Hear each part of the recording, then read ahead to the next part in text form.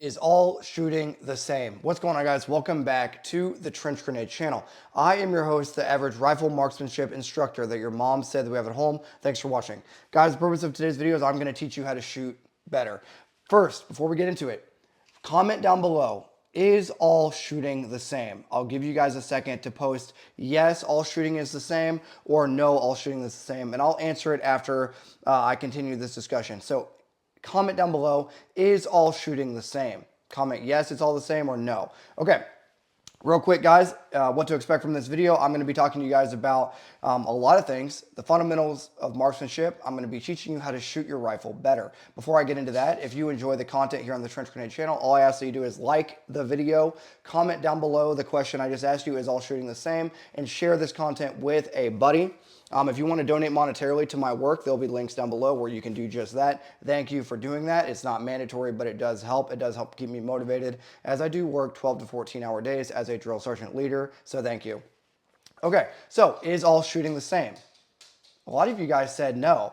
And a lot of you guys that said no said, oh, well, there's machine guns and there's precision rifles and there's grenade launchers. If you said no, you were incorrect. All shooting is the same. Okay, now, this is doctrine. Everything I reference today will be in TC3-22.9, TC3-20.40, the MMTC Handbook, the Army Marksmanship Unit Doctrine, the United States Army Drill Sergeant Academy Doctrine, he said it, and Parris Island, the Marine Corps Shooting Schools Doctrine, okay? So everything I cover today is doctrine by the two most prestigious organizations in the world for shooters, that is the Army Marksmanship Unit, or the Army, and the Marine Corps, all right? And I do instruct this for a living. Now, let's get right into it, guys. There are two categories we're going to be going over today for the fundamentals of marksmanship.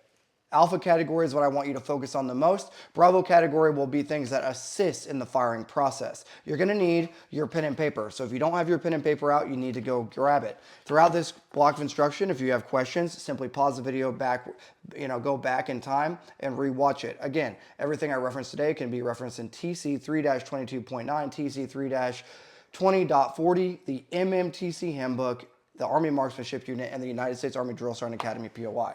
Okay, two categories of marksmanship. First category we're going to go over is alpha category. This is the category that matters the most. First thing I want you to write down is the two firing tasks. The two firing tasks, okay? Our demonstration weapon here will be my home defense carbine. This is a Mark 18. It does not matter what it is, though. All that matters is that it's safe and clear, and it will be I will be using it as a prop throughout this block of instruction. So the first thing that matters, write this down, are the two firing tasks. The two firing tasks. Now, you might be thinking to yourself, Trench, I thought you were going to teach us the fundamentals of marksmanship. Well, your drill sergeant probably taught you the fundamentals of marksmanship were breathing, trigger squeeze, steady position, sight picture, breathing, all those, right? Those are outdated. We're going to get into those in a little bit, but bear with me. I'm teaching you the new, the modern to make you a better shooter. So write this down. The two firing tasks are fire the weapon and don't move the weapon until the projectile leaves the muzzle. So that is the two firing tasks. It is very simple. It's taking everything else out of the equation. It is simply fire the weapon and hold the weapon still until the round has left the weapon. Pretty self-explanatory, right? Why do you think that is? The two firing tasks exist to further articulate to the shooter what their job actually is. And your job is to not to get a steady a sight picture or anything like that. Those are all Bravo tasks that we're going to talk about here in a little bit, Bravo category. But Alpha category, the most important thing is fire the weapon and don't move the weapon until the round has left the weapon. Those are the two firing tasks, so write that down. Now, some things that are going to help you for the two firing tasks are the shot process. The shot process, write this down. The shot process is simply pre-shot, shot, follow through. I say again, pre-shot, shot, and follow through. Let's get into that. Pre-shot is everything that happens to the weapon prior to firing, right? Pre-shot. So that would be things like sight picture, natural point of aim, gun target line, chipmunk cheek, proper placement of my firing side hand, proper placement on the trigger, proper placement on my non-firing hand, etc. Okay? So those are all the things that are going to go into pre-shot. Shot is everything that happens during the shot, okay? Making sure that during the shot I effectively see my sight picture, that I effectively pull the trigger without moving, okay? etc. That is everything that's going to happen during the shot. And then follow through is calling your shots. So I shouldn't go down range, or I shouldn't miss that enemy combatant and not know where my round actually impacted. I should be able to call my shot. That is follow through, okay? So the shot process is very simple. Pre-shot, shot, follow through. Make sure you write that down. If you have questions, leave them down below. Okay, moving in. The next the next most important thing, this is in order, by the way. So in alpha category, for fundamentals, the most important thing are the 2 firing tasks. We already went over that. That is simply fire the weapon and don't move the weapon until the round has left the weapon, okay? Thus impacting where it would go, obviously. The shot process, pre-shot, shot, and follow through. Now we're gonna move into natural point of aim. This unfortunately has made me kind of famous on the internet, but unfortunate for the people that it made me famous for, I was right and they were wrong. Let's get into it. The natural point of aim, okay, is often confused, okay? It is often confused on the internet. Natural point of aim is simply where the center of your body is aimed at, creating where the muscle tension in your body wants to pull that weapon. So the easiest way that we explain it to students is this. Get in any firing position. The best position that we recommend is the prone supported or prone unsupported firing position, but you can get in any firing position. You could be in the standing unsupported, you could be in the kneeling supported, doesn't matter. Get in a firing position, okay? I'll just simply pretend like I'm in a firing position for you. Now, once I'm in the firing position, I'll simply chipmunk cheek, okay? Chipmunk cheek the weapon. Now I'm aiming at my intended target. I'm going to close my eyes for 3 seconds. I'm going to open my eyes. Wherever the dot or optic has naturally drifted to is my natural point of aim, or my gun target line. This can be easily addressed by shifting my hips left or right to move the orientation of the weapon. Does that make sense? So pretend like I'm aiming. Obviously, I don't have enough real estate to aim, but pretend like I did the exercise aiming right here, okay? So I close my eyes, pretend like I'm aiming down my optic.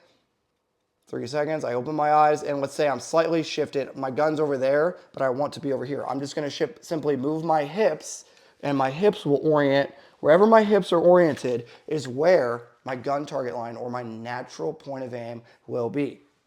So if you're some washed up special forces dude or some washed up Navy SEAL that doesn't understand rifle marksmanship, come on down to the Drill Sergeant Academy. Maybe we can teach you guys how to shoot properly. Boom, roasted. Okay, that also goes in line with the shooter gun angle. General rule of thumb, you want your intended target to be within a 30 to 45 degree window of where your belt buckle is. So if I'm going to shoot somebody, I want my belt buckle to be 0 degrees or within a 30 to 45 degree window of my intended target. That is going to create a better shooter gun angle and a better natural point of aim to cause my carbine to orient on that guy more easily. Now, this brings us into the Bravo category. All I ask at this point before we get into the Bravo category of fundamentals of marksmanship is that you like the video, share the video with a buddy, comment down below what you want to see next. Keep in mind this is a part-time job, so any monetary donations are greatly welcomed. Okay, Bravo category of the rifle marksmanship, okay?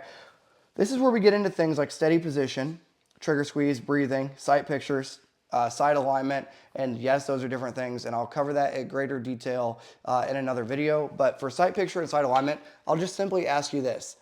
Are the sights on this gun aligned? And a better example would be to use this weapon right here, this upper. Are the sights on this upper aligned? Comment down below. Yes, the sights are aligned, or no, the sights are not aligned. I'll wait a second for you guys to comment that. Are the sights on this weapon aligned? Okay, if you said yes, you are correct. If you said no, you are incorrect. The sights, if installed properly, if the optic or sights are installed properly, they are always aligned. See?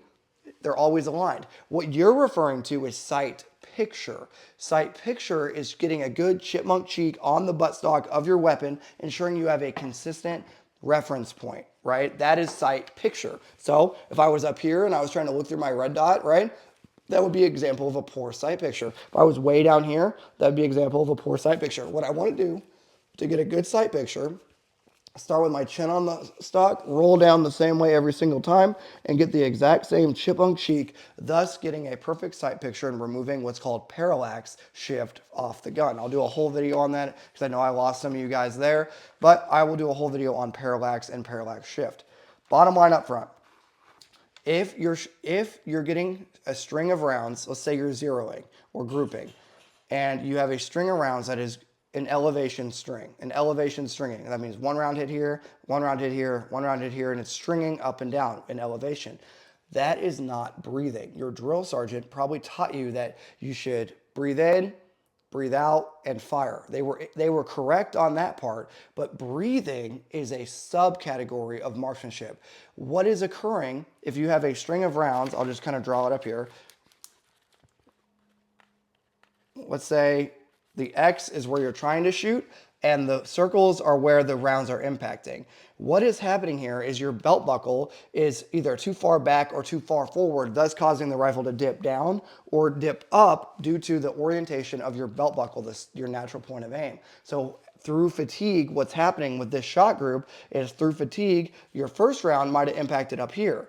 But through over time, due to fatigue, your body is going to go back down to where its natural point of aim is located. Now, breathing can assist in causing this issue. However, breathing is a subcategory, it's a Bravo category. An Alpha category, a solution to the problem would be adjusting your belt buckle either forward or back in relation to the weapon. Okay, so if I were to bring my belt buckle forward, it would dip the gun down. If I were to bring my belt, if I was in the prone, if I were to bring my belt buckle back, it would raise the gun up. This is a better solution than breathing if I'm stringing vertically in elevation, such as like this. Okay, let's talk about horizontal stringing. Your drill sergeant probably taught you. Okay, let's say the bottom example. Your drill sergeant probably taught you if you were aiming at X, but you had a string of fire that was left to right, that was trigger squeeze. Your drill sergeant was partially correct, but mostly incorrect. Trigger squeeze is a factor for windage, okay, for a windage point of impact shift. However, guess what I'm going to tell you? The main cause for a windage shift is where your orientation of your belt buckle is, and you didn't get a proper natural point of aim. What that means is that, let's say my target is over here, and I'm doing one of this with the gun, right? Where is my belt buckle pointed? At you guys. So where is the gun through fatigue going to naturally start to drift? So let's say I was shooting, okay? Bang, bang, bang, bang. Okay, it's going to drift towards my natural point of aim. Obviously, that was a dramatization, as I'm not going to get in the prone and show you all this because I do that for work and I'm not going to do it for YouTube too. So if you want to see better, more highly edited, me in the prone doing the different stuff, donate and I'll do that. But I'm not going to do it with the current, the money ain't there, buddy. Okay, so windage shift is not just trigger squeeze. It's where my belt buckle is pointed at, and through fatigue, the gun will naturally always go back to where the natural point of aim is. So if your drill sergeant taught you that it's just trigger squeeze, they were wrong. And they need to read the MMTC handbook and TC 3-22.9 or get with the Army Marksmanship Unit and learn a thing or two so they can teach people how to shoot better. Okay. I've talked a lot. You guys haven't talked at all. If you enjoyed today's video, all I ask that you do is like the video, comment down below what you want to see next. If you like the trajectory of the channel, maybe donate monetarily here or there to help. Hey, $5 goes a long way in helping me with the production costs and sitting here and talking to you guys, uploading, editing. You guys know the deal. Thanks for being here, and until next time, this is going to be Trench Grenade, your average rifle marksmanship instructor, enjoyer, that your mom said that we have at home, signing out. Cheers.